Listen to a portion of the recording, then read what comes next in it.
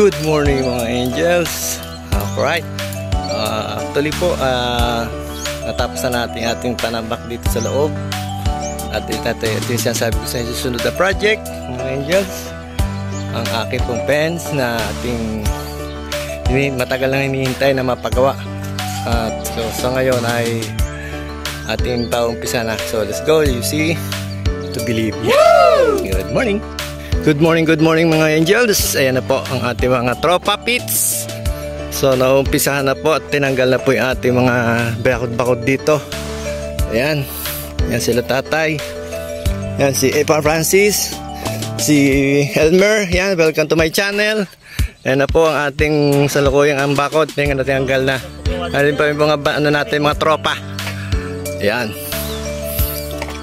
Ayan na. So, yan. Sacrifice yung ating yellow bell, mga angels. Talagang ano. Ito, cutter, ah. Paputol-putol na lang yung, ano, yung yellow bell. Ayan. Sila. Sila ang ating... Sa may banday, baba mo na iputol. Para, ano. O kaya dyan. Para hindi na sumabit.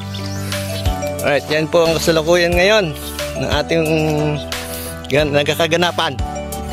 At itong bangbang. Tupalo na lang po yan. Diyan muna tayo sa bakod. At lalagyan natin ng gate. Ayan si tatay. Ayan tayo pangalan? Romy. Yun o. Import. So, katabay lang po. Mamaya. Thank you.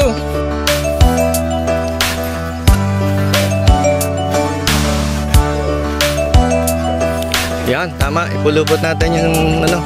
Baka makadali yan. Yo. O baka idadaan o, nating mga service. Ayan o. Natin. Siyempre po nagkakalas ng mga ating yero-yero. Para hindi na daw sabihan niya squatter kami. Nakakahiya sa madla. Hindi daw yero. So yan, mga kanyang kahilingan. Hindi naman agad-agad di mapapagawa. Alright. Ating malunggayo. Press na press. Si PJ, ang steel man. Nagagawa ng parang pagbabaluktutan nating bakal.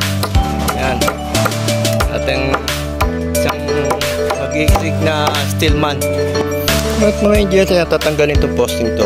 Kaya lang may problema tayo. Ang dami lagga. Nakaka-istorbo sa pag-uukay.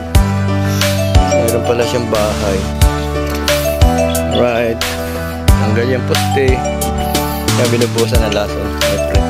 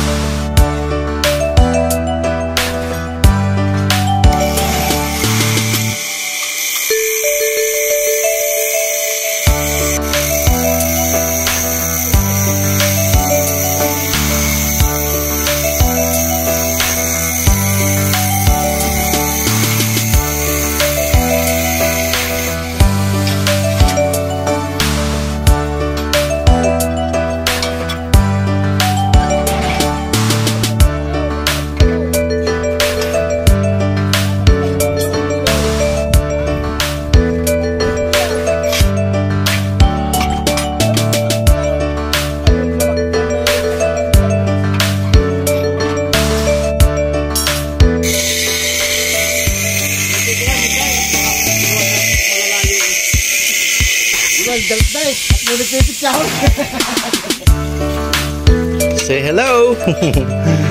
Welcome to my channel. Yan o.